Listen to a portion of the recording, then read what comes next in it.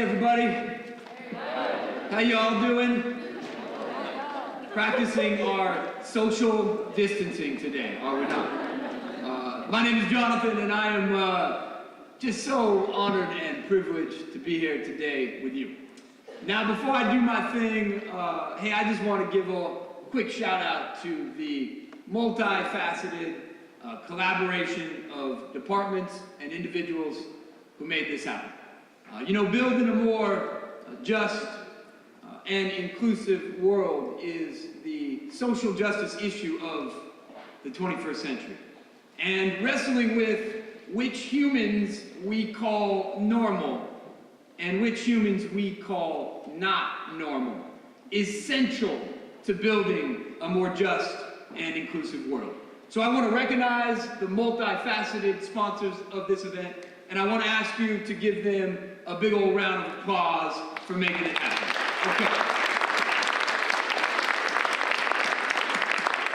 Okay, with that said and done, let me just kind of get right to it. I'm here today to talk with y'all about that idea of which humans we call normal and which humans we don't. Where that idea of normal comes from, how it's been put to nefarious and hurtful usages in our history and in our present, and more importantly, what we can do about it to build authentic lives and inclusive communities. And while this topic has an academic component to it, I just published a book looking at the history of normality and normalcy. It's a very personal issue for me. It's personal because I was the proverbial square peg that did not fit the round hole. I struggled tremendously in school and beyond because of learning and attentional differences. I was the kid who had such a hard time sitting still in elementary school that I spent most of the day chilling out with the janitor in the hallway, right? I was the kid who had such a hard time keeping his mouth shut that I grew up on a first-name basis with Shirley, the receptionist, in the principal's office, right? And I was the kid who had such a hard time with reading, and specifically a torturous time reading out loud, that I spent most of my high school experience hiding in the bathroom to escape reading out loud with tears streaming down my face. As y'all heard in my introduction, I did not learn to read until I was 12 years old. Couldn't read until I was 12. Growing up, I had every label you could imagine. I was called the bad kid, I was called the dumb kid, I was called the lazy kid, and then eventually I became the not normal special ed kid. I was diagnosed with a continuum of language-based learning disabilities, dyslexia, dysgraphia, and others in 3rd grade. I was diagnosed with ADD, which I'm sure some of y'all know stands for attention deficit, hyperactivity disorder, in 5th grade. And I dropped out of school for about a year in 6th grade. That year when I left school, I struggled with a number of mental health challenges. I struggled with anxiety, I struggled with depression, and I had a plan for suicide. I was saturated with a message that my differences made me deficient, that I was not a valuable human being because I deviated from the middle of the bell curve. And I know that I'm not alone in getting that message. We have a long history of demonizing and pathologizing those things that don't fit the middle of the bell curve. And even if you do fit the middle of the bell curve of the bell curve is a statistical fiction by definition. As Michel Foucault once said, we live in a society that normalizes all human beings. We have the judges of normality surrounding all of us, and we all have to build an authentic life despite their jurisprudence.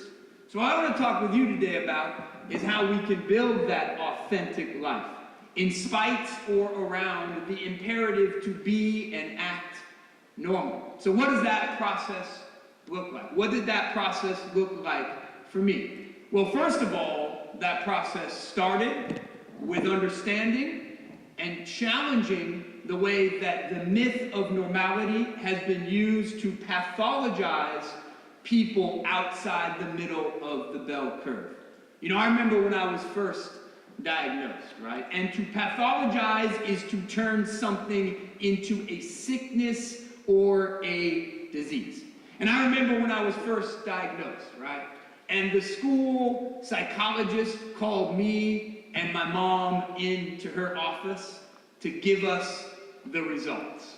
And the moment me and my mom walked into that school psychologist's office, it was obvious that everybody in that room thought we were getting terrible, tragic news. You know, the lights were turned down low. There was soft jazz music playing in the background. There was a box of tissues on the table. All the mirrors were covered because we were there to sit Shiva for the death of my normality, right? We think of difference through the lens of deficiency. And we put the problem in the person. And we turn natural human variation in learning, in mood, in body, in sexuality, in race, into abnormalities inside of the person.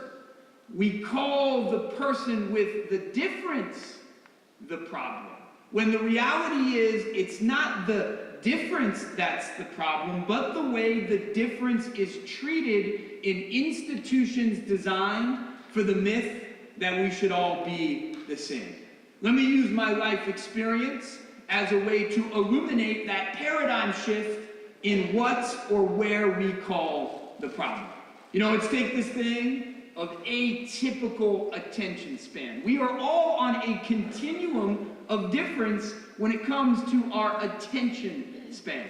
But for me, I was labeled ADD, attention deficit hyperactivity disorder, which implies that my brain has an intrinsic problem or deficit. But the reality is this thing that everyone called a deficit or a disorder was a difference in the truest sense of the word.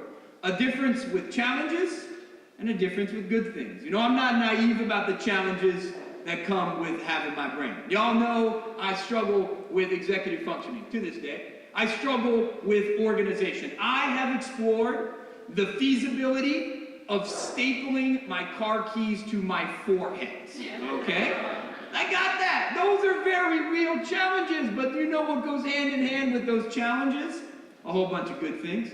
There's good research that shows that folks with atypical attention spans are better problem solvers than the general population. Came across a research study recently that showed that EMTs, emergency medical professionals, firemen and women with ADD are better at their job than so-called normal EMTs. That makes sense, doesn't it? I mean, your house is on fire, you want that dude to have ADD, right? Forget paying attention, come get my cats, you know? So it's a difference, with good things about it, with bad things about it. It is not an inherent problem. In my life, the problem wasn't the difference, but the way the difference was treated in an institution built for the idea that we should all be the same. In my life, the problem was the school desk, right? Let me immerse you into my relationship with the school desk for a moment, and it is a fraught relationship, right? You know, for some students, school desk, not a big deal. It is a benign piece of school furniture. For me, the school desk might as well be a form of enhanced interrogation that would make Dick Cheney proud, okay? This is my experience at the school desk. First grade, 12th grade, college, doesn't matter. I see that desk, I see that chair, and 5 seconds in the class, the foot starts bouncing. 10 seconds in the class, both feet start bouncing. 15 seconds in the class, oh, it's all over. I'm the kid trying to take his leg and put it behind his neck, right? And that kid is shamed because we have a set of institutional norms that conflates being the good kid with being the compliant kid. And if you're not the compliant kid that raises their hand, keeps their mouth shut, then something is wrong with you. You know, I got that message at home. I grew up in an old school Irish Catholic household. So every night at the dinner table with my dad, it was, Jonathan, stop it, what is wrong with you? And I got the same message in some of my classrooms growing up. Not all of my classrooms, don't get me wrong, but some of them. I'll never forget I had a teacher in second grade named Mrs. C. I've had many, many gifted, brilliant teachers in my life who I will celebrate with you today. Mrs. C is not one of those, okay? My foot would be bouncing, she would stop class, she would point at me, all the kids would look at me, and she would say, at the top of her lungs, Jonathan, what is your problem, right? We put the problem in the person. If you deviate from that myth that the good kid sits still, well, something is wrong with you. When the reality, the problem isn't the person. It's the passive learning environment. It's the shame and social stigma that comes from being called the problem. That's really the problem. Let me give you one of the best examples of that I've seen. You know, I spend a lot of time talking to young folks. One of the best things I do with my time on this earth. And back in the day, I gave a talk to third graders in Green Bay, Wisconsin. And I walked in to give this presentation, and the moment I walked into the room, from the front of the room, in the back of the room, I could see a set of boxes made out of bookshelves about 3 feet tall, right? They took these bookshelves, they made a box about this big. And in one of the boxes, I could see a head bouncing up and down. It was one of the third graders in the box jumping. Now that's not a sight you see every day, right? So I turned to the teacher, and with all due respect, I said, hey man, what's up with the box, you know? What's going on? And the guy looked at me with a straight face, not a hint of irony. And he said, Jonathan, that's Jack. I said, you have a Jack in the box? Are you kidding me? They put poor little Jack in the back of the room in a box. Hey, I don't gotta belabor this point. ADD ain't Jack's problem. The box is Jack's problem. The problem's not in the person or the difference, but with the myth that we should all be the same. And the same is true with most of my so-called learning disabilities, right? You know, folks come to my story all the time and say, hey man, it must really suck to be dyslexic, you know?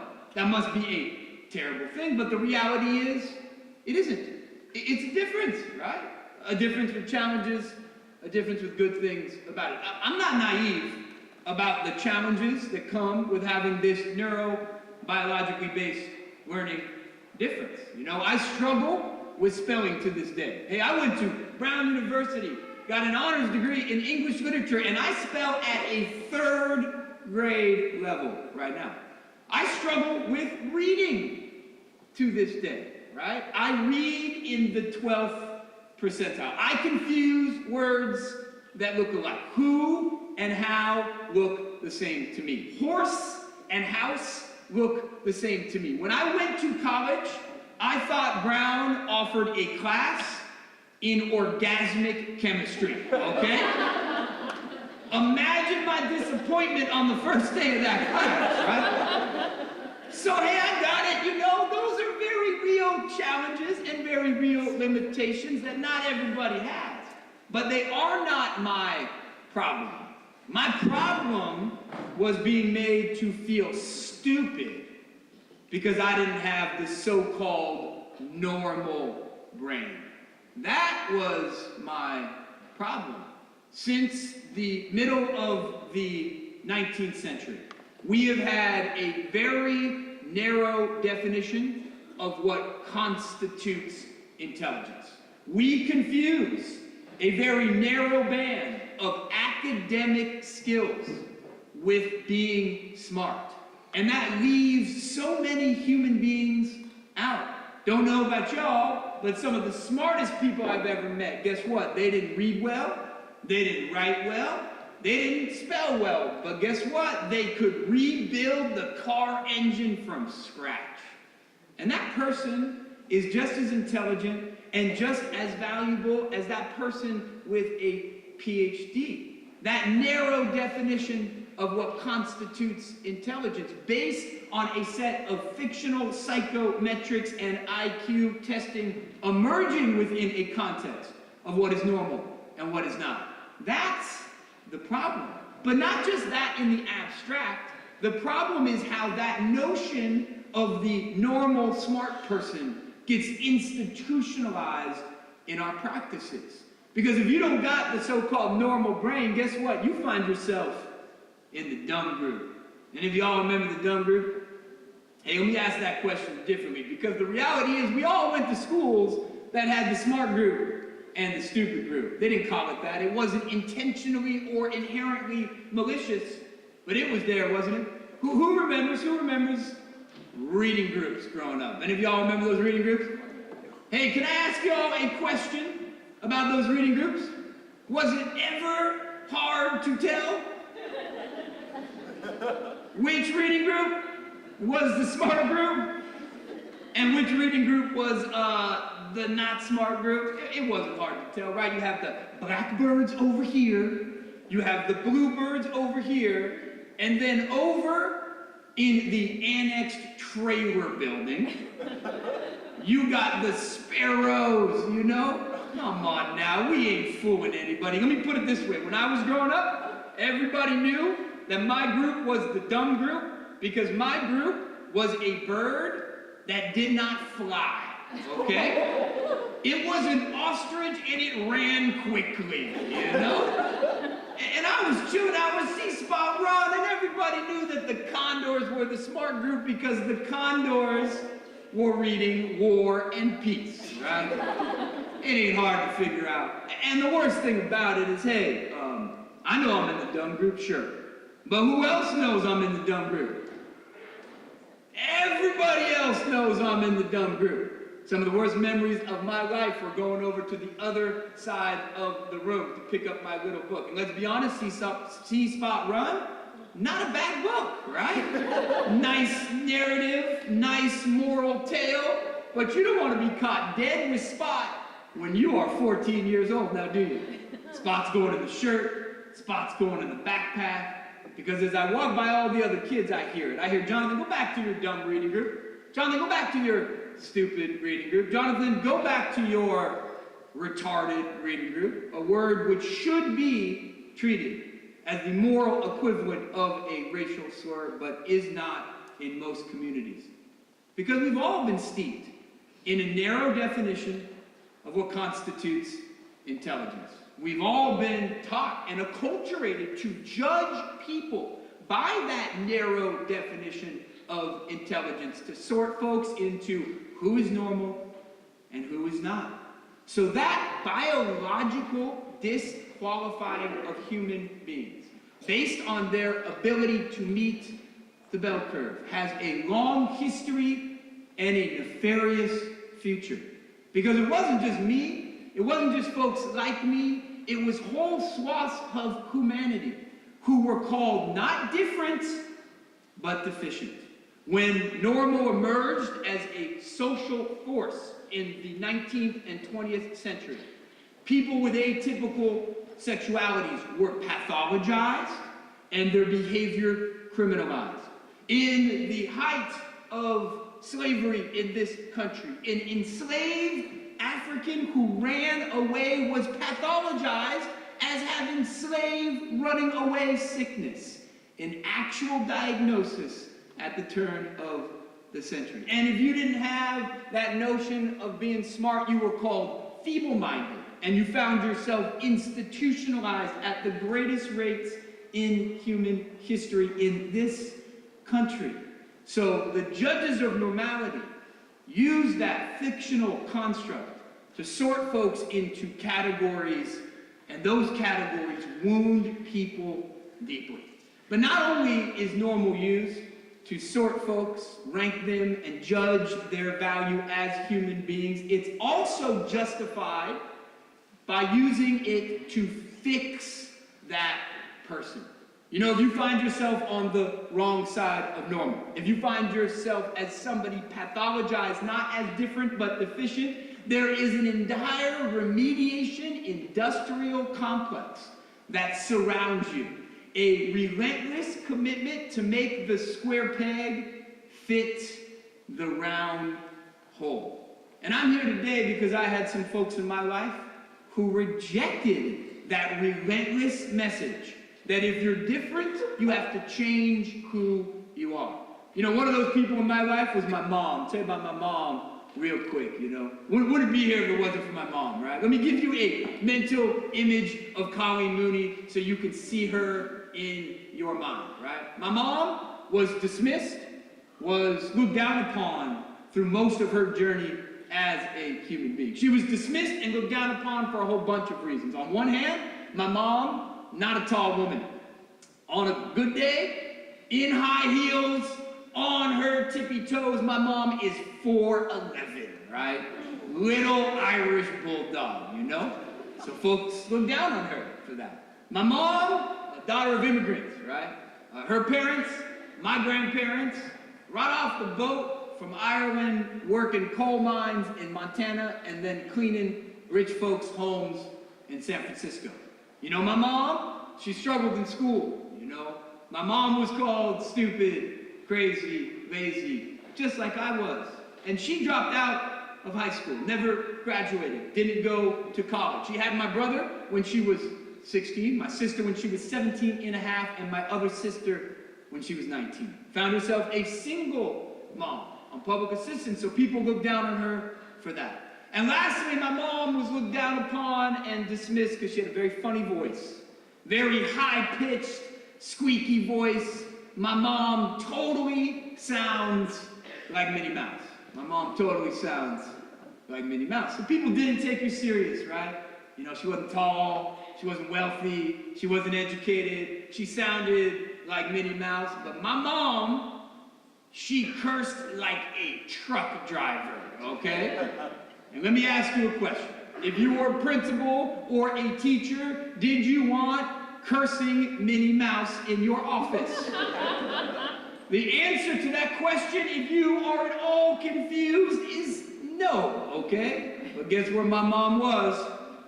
Every single day when things were going wrong for her son, she was in that office. How did we know she was in that office? Because every dog in the neighborhood was running away, right? Only bats could hear her high-pitched obscenities. Glass was shattering. My mom understood something.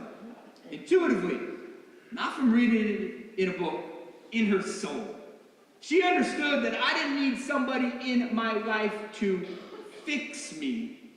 I needed somebody in my life to fight for my right to be different. And those are very different things. Since the emergence of the idea of normal, coming out of statistical thought in the middle of the 19th century, we have relentlessly built an institution, an economy, that gives the message to people, parents, educators, and individuals themselves that we gotta fix ourselves. And my mom rejected that message. My mom believed that I had a right to learn differently. And it wasn't me who should change, but the context around me that should change. My mom would say to anyone who would listen, she would say, if my son doesn't learn the way he's taught, well, guess what? Teach the way he learns. Now, admittedly, that's a paraphrase because there were a lot of F-bombs in that sentence that I left out, right?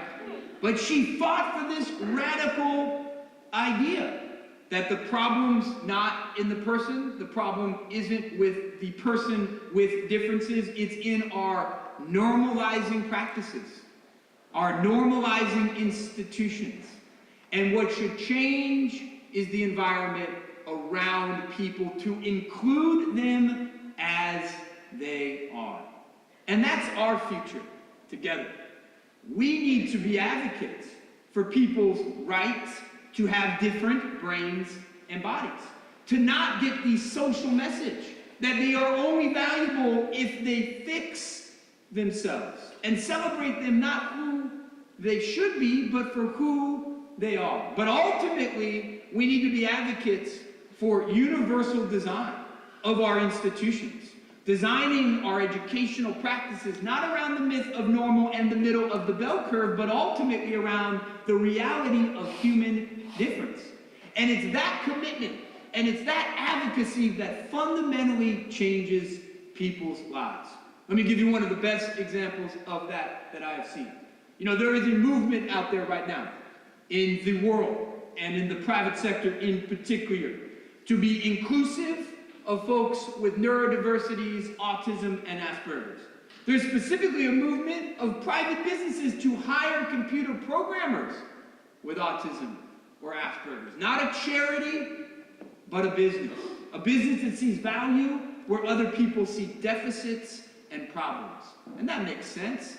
Don't know about y'all, but folks on the spectrum, guess what? They have strengths, gifts, and talents that I don't have. They're often good problem solvers. They're often good systems thinkers. And let's be honest, they're often more productive employees because they don't waste a lot of time on chit-chat, right? Not a lot of office cooler politics going on, you know? So I was intrigued by this one business that saw value where everybody else sees deficits and problems. So I went to visit. And the moment I walked on to that corporate campus, it was clear they weren't trying to fix people, but changing the context. The lights were down low. Why does that matter? Well, guess what? A whole bunch of the so-called behavior problems with people on the spectrum comes from overstimulation. They changed the environment for that. It was a place of active working. You could sit, you could stand, you could walk, because we know people are more productive when they are engaged actively in their task. And it was a place of intrinsic motivation and choice. In short, it was a place that changed the environment, not the person, and in doing so, it changed people's lives. You know, at the end of my visit, they were generous enough to host a cocktail party reception for me. And I have to tell you, if you haven't been to a cocktail party with 500 computer programmers with autism or Asperger's, you haven't lived, right? It was so much fun. They were so generous. And about halfway through the cocktail reception, I joined a group of people at their table to talk with them, you know? And the moment I joined their table, it was obvious that they had just been talking about me, right? You've been there before. You can tell when someone's talking about you. So I turned to one of the guys and said, hey man, what were y'all just talking about? And he said, nothing. Then I knew they were talking about me, right? So I said, no, I am here to learn from you. You have something to teach me. What were y'all talking about? He looked at me, he looked at his buddies, he looked back at me, and he said, well, we think you're weird. And you know what? In their normal, I was. Normal's not a fact in the world that we discover like oxygen. It's a construct we create with our decisions, our practices, and our policy. And the good news about that is we together can create a world grounded in the reality of human embodiment. That we are all permutations of the species, and that we can build environments that don't just work for some humans, but ultimately work for all humans. Okay, I got one more for you, right?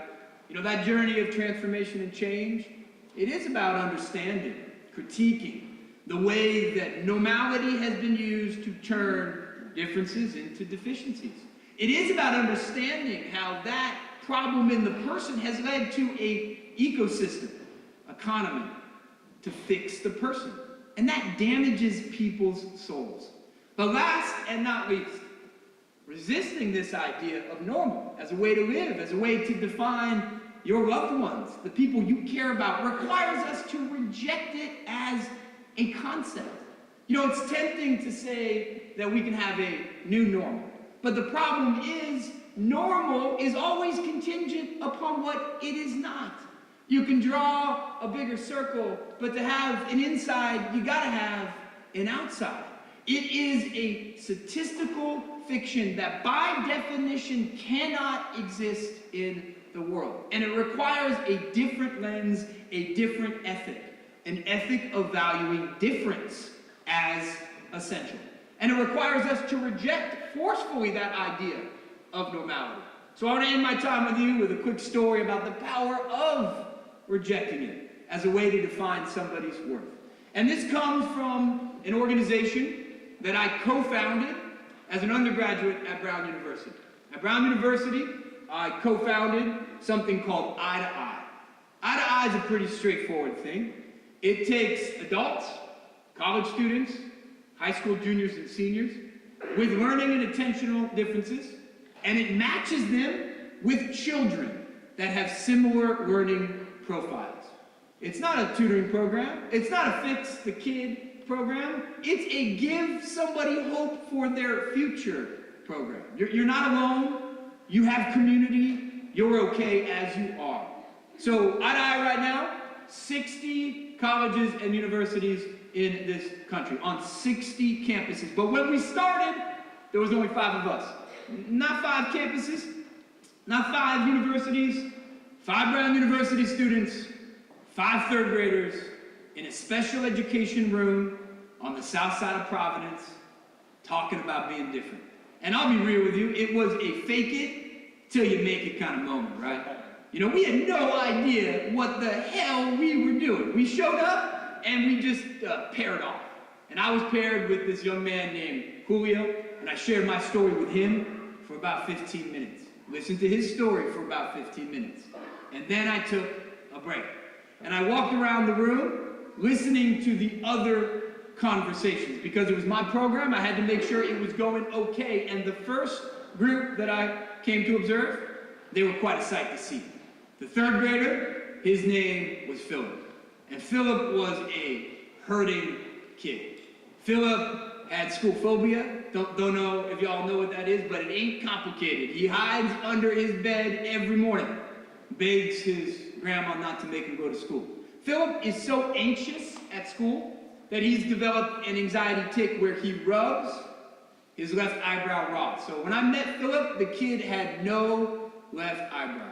Hurting young man. And then there was Philip's mentor, Brown University student named Kent Roberts. Kent Roberts is a good friend of mine to this day. So when I say this, I mean it as a compliment. He is a complete freak show, okay? He's got a long beard down to here. He's got long hair down to here. The dude totally looks like Jesus, right? I mean, get him some Birkenstocks and a staff, and you got JC in the flesh, right? So they were a motley crew, you know? We got no eyebrow Philip, and we got Jesus-looking Kent, right? And I walk up to observe, and the moment I get within 5 feet, I hear Kent screaming at the top of his lungs at Philip.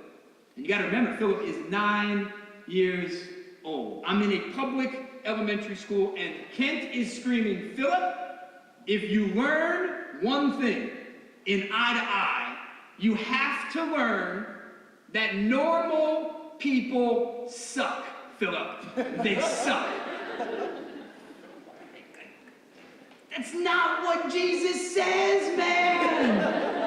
I mean, come on now. I am in a public school. I think the cops are coming next, right? So I go home that night, and I'll be honest with you, I'm furious. I think Kent has ruined Eye to Eye, this thing that I wanted to do when I graduated, because there is absolutely no federal funding for an organization whose mission is to curse at children, right? So I call Kent on the phone, and I yell at him for about 10 minutes. How could you say that? Why did you say, what were you thinking saying that? And Kent doesn't say a word. Until the very end, all he says is, it's true, and hangs up the phone, right? So I'm thinking maybe, just maybe, water under the bridge. No principal was present, no teacher heard it, right under the rug. Next morning, I get a call from the principal of the Fox Point Elementary School, Principal Mary Brennan, and she respectfully summons me to her office to discuss what transpired at Eye to Eye. So I go to her office thinking of all the ways I can apologize for messing this kid up. And to confirm my fears, when I get to the office, not only is it the principal, but it's also Philip's grandma. Because Philip lives full-time with grandma. And if there's one thing I've learned in my brief life, it is do not mess with grandma, right? Because the moment I walk into that room, before I can sit down, she stands up, she points at me, and she says, "What did you do to my grandson?" I said, "Nothing, it was that Kent guy, you know? Hey, Jesus or not, I threw him right under the grandma bus, you know?" She had tears in her eyes. She said, "For 3 years, my grandson's hid under the bed before school. For 3 years, from our home to school, he's been in tears begging me to turn around and go back. But today, the day after Eye to Eye, my grandson was up early, waiting in the car, ready to go to school. What did you do to my grandson?" I looked at her and I said, "Well, it was my good friend Kent Roberts." And you know, it wasn't me. It was Kent. If anything, at that point in my journey, I was coveting normality. I was hiding the things that made me different. I was ashamed of deviating from the middle of the bell curve, but not Kent. Kent told Philip, told me, told us, "You're not broken. What's broken is this myth that there's a body we all should have. What's broken is this myth that there's a brain that we all should have. That's what's broken, not you." And it saved Philip's life and transformed my own sense of self. Because we've all been habituated and acculturated into a culture where normal is good and right and different is wrong. And that wounds people deeply to their soul. And Kent, he was right. He didn't have any academic word for it. He didn't do any historical deconstruction of it, but he was right. Normal is a myth. It's like the horizon. You think you're getting closer to it, it just gets further and further away from you. The reality is human difference. That is essential to the human species. It drives all of evolution. Without some funky zebra with a long neck, we'd have no giraffes. Without folks with ADD, we'd have no California, right? It is the driver of all human experience. So we need to commit to that ethic of difference.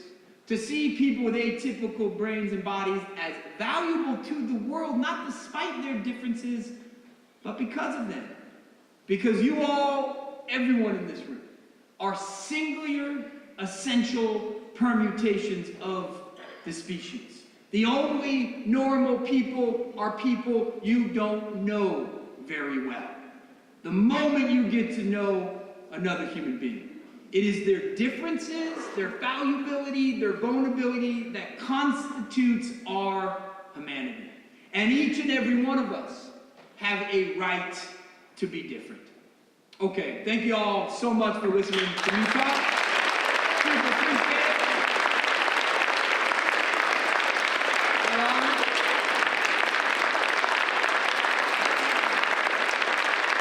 Oh, that's sweet, thank you. Okay.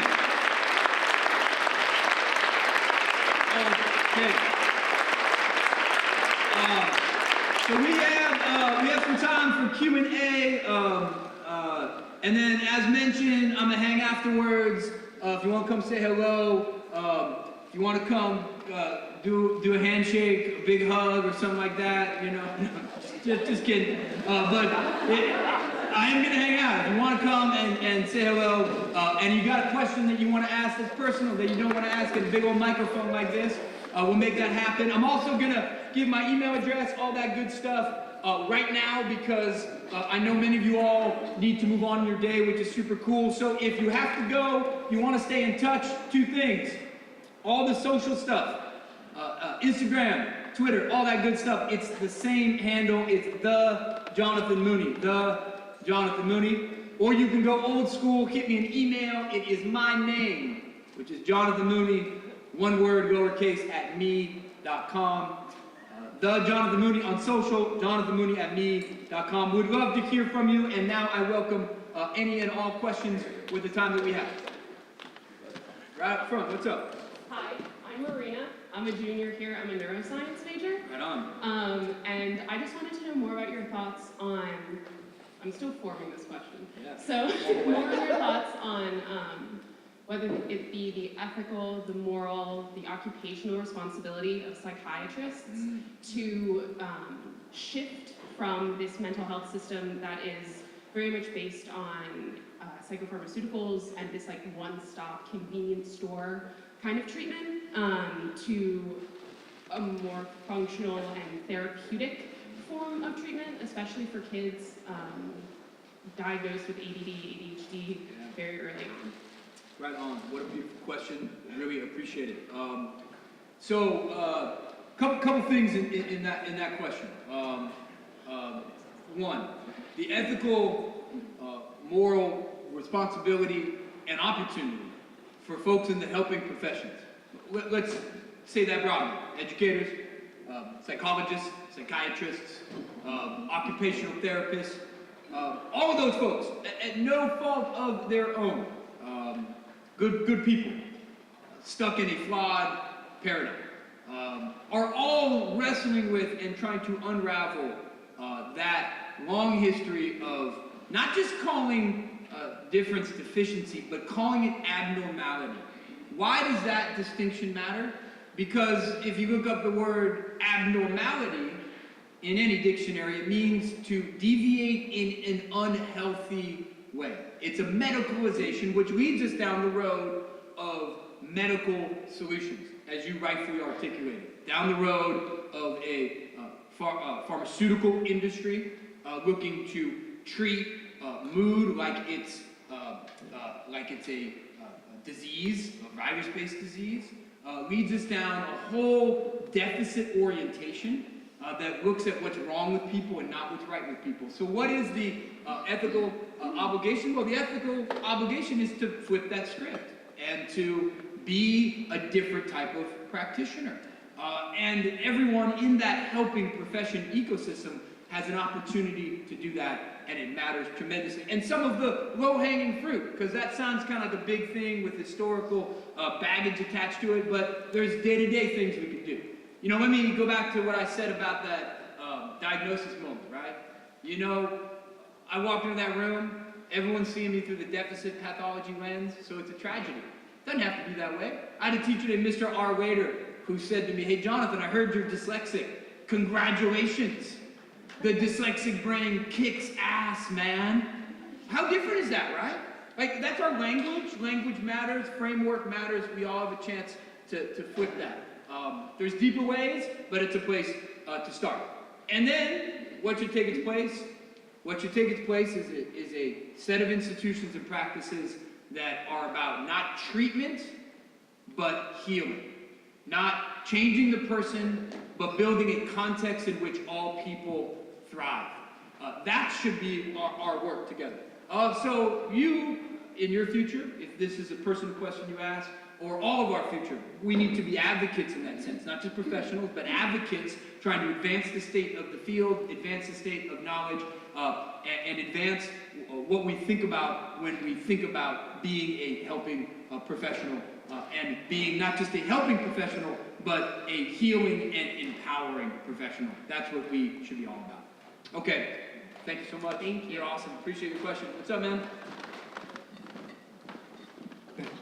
Ooh, actually, that's cool. Hi, Jonathan. I'm Jack. I'm also dyslexic and a fellow alumnus of the Dumb Reading Group. Always happy to meet fellow alums.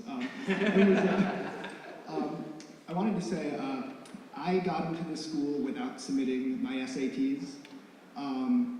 Like, going off of your talk, it seems like things like standardized tests are ways to weed out people who don't fit into that box. And I was wondering, what can we do specifically about things like standardized tests, not just like getting into college, but even higher levels of education to change that narrative, weaken them, hopefully one day not see them. Awesome, man. And tell me your name again. I'm Jack. Jack. I know there's a lot of questions, so I'll try to keep this quick, but I do want to celebrate you, Jack, for coming up to the microphone, sharing your difference, your dyslexia with courage to a big group like this. Hey, man, what year are you here? I'm a junior. Man, that's something I would not have done in your shoes, so I have the utmost respect for that, and that's an act of change. It's an act of change because the more that we all stop faking normal, you know, the more that we all stop acting we got our shit together all the time, you know, and the more that we share the chipped parts of ourselves, the imperfect parts of ourselves, the parts that deviate, the more that we reduce stigma for all of us. That's real culture change, that's real advocacy, so I commend you for modeling that and advancing that today in this group. So now to your big question. You know, I was having a conversation this morning where somebody said, hey man, you've been at this for 20 years, I have. First book came out in 2000. Been speaking and talking with people every day since then. And are we making progress, right? You know, and I wrestled with that, I struggled with that. And on one hand, we're making progress because of people like you sharing their different and destigmatizing it. That is for sure. But on the other hand, in some ways, we have doubled down on standardization in our institutional practices. You know, every new edition of the DSM, the Diagnostical Statistical Manual, adds about 25% more ways to be a sick, defective human, you know? Special education is the fastest growing form of education in this country because the so-called traditional classroom is spitting people out more and more because it gets more narrow, driven by standardization, standardized testing. So where does that come from? Well, a couple things. Look, public policy matters. Public policy matters.